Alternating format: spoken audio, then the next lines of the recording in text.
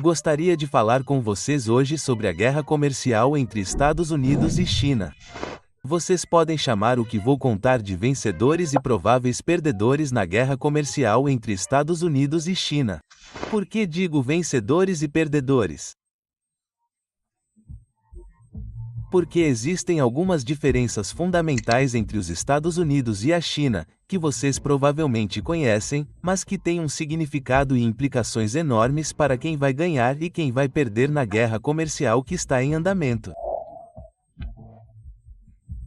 Por que chamo isso de guerra comercial? Porque os Estados Unidos tomaram a iniciativa de aumentar as tarifas contra a China muito mais do que fizeram contra qualquer outro país, muito mais do que os próprios chineses que retaliaram.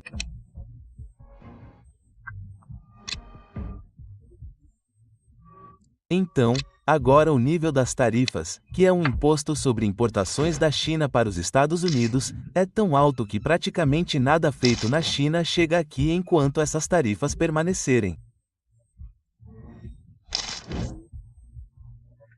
Ouvimos falar até mesmo de navios no oceano vindos da China, carregados com contêineres de mercadorias para serem vendidas na América, que são parados em alto mar, dão meia volta e retornam à China para esperar e ver o que vai acontecer. E o mesmo é verdade porque os chineses retaliaram, aumentaram suas tarifas, não tanto quanto os Estados Unidos, mas quase não tão rápido quanto os Estados Unidos, mas bem rápido depois.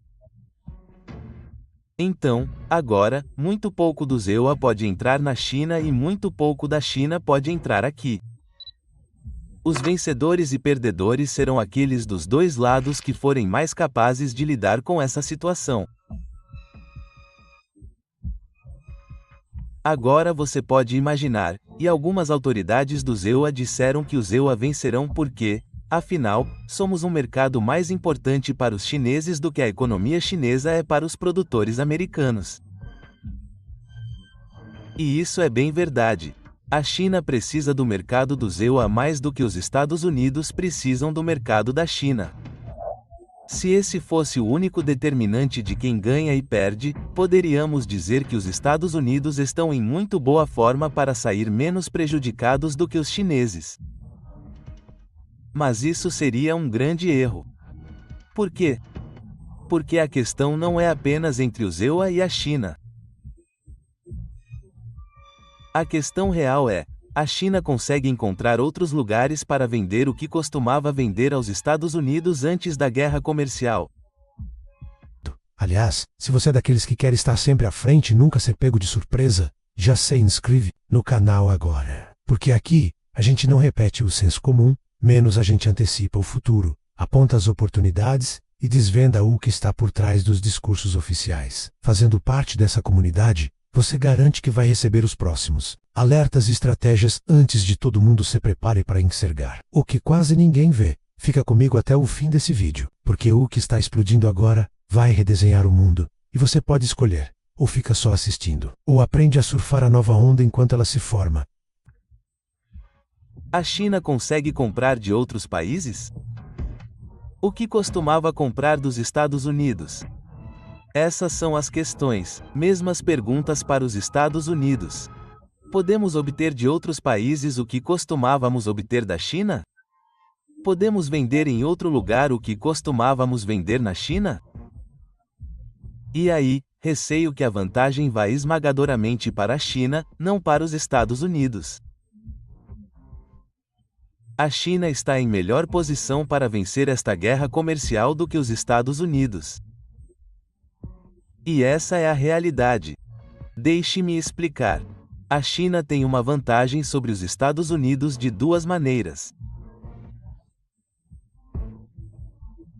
A primeira é que a China está no auge de seu programa de muitos anos para construir alianças fortes em todo o mundo. O nome da principal aliança, a China tem algumas delas, mas a principal é chamada de tijolos.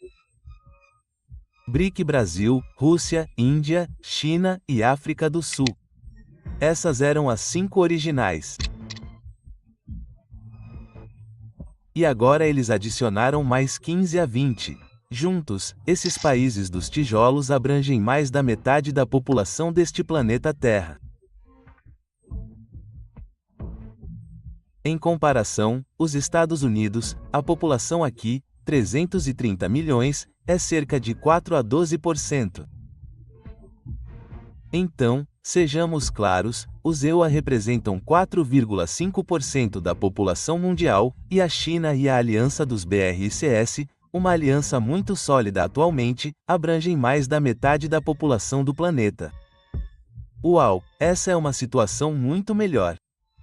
Mas é pior do que isso. A Aliança Americana com seus parceiros, os principais entre os quais são chamados de G7, Canadá, Japão, Grã-Bretanha, França, Itália e Alemanha, ao lado dos EUA. Essa aliança está em pior forma do que esteve nos últimos 75 anos. Os canadenses tiveram uma eleição há alguns dias, na qual o vencedor saiu perdendo porque assumiu a posição mais forte contra os Estados Unidos, contra o regime Trump, dizendo que nunca seremos o 51º estado dos Estados Unidos. A aliança dos EUA com o Canadá nunca foi tão pobre quanto é hoje. O mesmo se aplica ao México e ao resto da Europa. E o Japão? Algumas semanas atrás, o Japão fez algo que nunca havia feito antes, dizendo aos Estados Unidos: não podemos emprestar mais dinheiro a vocês. Seu governo está muito endividado. Por que isso é importante? Porque o Japão é o maior credor dos Estados Unidos. Os Estados Unidos são o maior devedor do mundo. Devemos mais do que qualquer outro país. E o maior credor para nós, o Japão, agora está nos dizendo: não estamos muito felizes com vocês. E só para você saber, o segundo maior credor dos Estados Unidos é a República Popular da China. E eles não vão nos ajudar se estivermos no meio de uma guerra comercial. Portanto, a aliança que os chineses construíram é mais forte para eles resolverem o problema de uma guerra comercial com os Estados Unidos do que as alianças que os Estados Unidos têm, não os ajudarão nem de longe da mesma forma. E você se importa com o que realmente está acontecendo por trás do título político? Eu te convido a fazer parte desse canal. Aqui, a gente expõe o que eles tentam esconder. Então já se inscreve, ativa as notificações, porque o que vem a seguir vai abrir os seus olhos, e talvez até mudar a forma como você enxerga tudo isso. Mas eu disse que havia 2 motivos e aqui está o número 1. A economia da China é diferente da americana nesse aspecto. Nos Estados Unidos, a maioria das empresas, locais de trabalho, fábricas, escritórios e lojas são de propriedade privada, operados de forma privada como empresas privadas. Esse não é o caso da China. A China é um híbrido.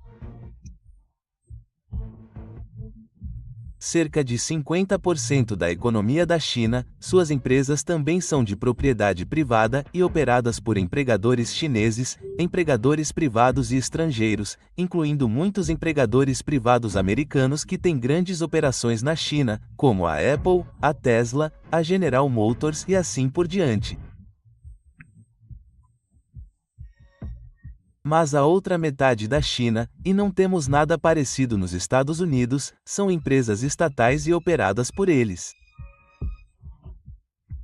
E no topo desse híbrido está um governo poderoso, que por sua vez está acima dele, um partido comunista chinês muito poderoso. Por que digo isso?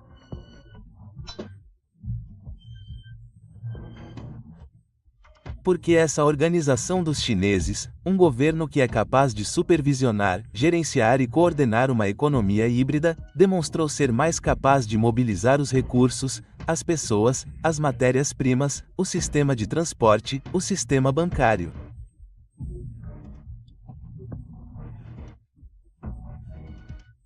Quando você organiza as coisas da maneira que eles fazem, eles podem mobilizar seus recursos para atingir seus objetivos. Basicamente, eles fazem dessa forma: se o setor privado pode fazer algo, deixe-o fazer. Se não conseguem porque não é rentável, se não querem correr o risco, se não têm o necessário, o governo intervém e faz. É por isso que metade do que é produzido no e pelo governo. Eles preenchem as lacunas. Nos Estados Unidos, não funciona assim. Tudo fica a cargo do lucro privado. Se é rentável, as pessoas fazem. Por que temos desemprego? Não é rentável contratar essas pessoas, então não o fazemos. Por que não temos um sistema de trens rápidos muito bom? Não é rentável. Portanto, não o temos. Outros países o têm. A China tem o melhor sistema de ferrovias rápidas do mundo. Por quê? Porque o governo o fez. Esse é o problema. Nos últimos 30 anos, a economia chinesa cresceu 2 a 3 vezes mais rápido do que a do ZEUA. Isso é um fato. Não há como contornar isso. E isso não é porque os chineses trabalham mais e não é porque são mais disciplinados. Essas são histórias. A realidade é que eles têm um sistema econômico coordenado. Eles não são limitados por uma ideologia, porque é só isso. Que o privado é bom e o governo é ruim. Veja o Sr. Musk demitindo pessoas à torto e à direito. O governo é ineficiente. Vamos dar tudo ao setor privado. Você sabe por que o governo faz as poucas coisas que faz neste país? Porque o setor privado não funcionou muito bem. O setor privado fez uma bagunça e o governo entrou para consertar. Mas como temos a ideologia de que o governo não deveria fazer as coisas, mantemos o governo pequeno. É isso que o Sr. Musk está fazendo. Mas a ironia é que quando fazemos isso em uma guerra comercial com a China, que tem um governo poderoso intervindo, coordenando e fazendo tudo funcionar da maneira que eles queriam, estamos dando um tiro no próprio pé aqui nos Estados Unidos. Nossa diferença em relação ao que os chineses fizeram é uma proposta perdedora. E o que isso sugere é que a China, dadas suas alianças sólidas e um governo poderoso, está em muito melhor forma de redirecionar sua economia para compensar a guerra comercial com os Estados Unidos. Eles estão em uma posição melhor para administrar isso do que nós aqui do nosso lado. É por isso que Xi Jinping, o líder chinês, é tão agressivamente poderoso no que diz. Nós conseguiremos. Não precisamos dos Estados Unidos. Um grande espetáculo para o resto do mundo que odiaria estar em uma guerra comercial com os Estados Unidos. Mas por um bom motivo.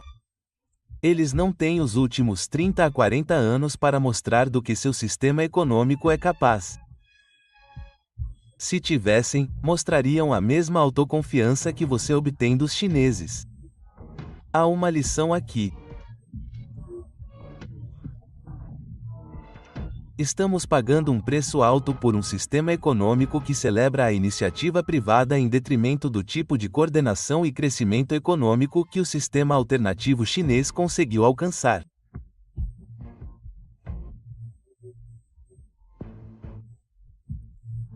E é por isso que nesta guerra comercial, a China parece estar em melhor posição para vencer do que os Estados Unidos.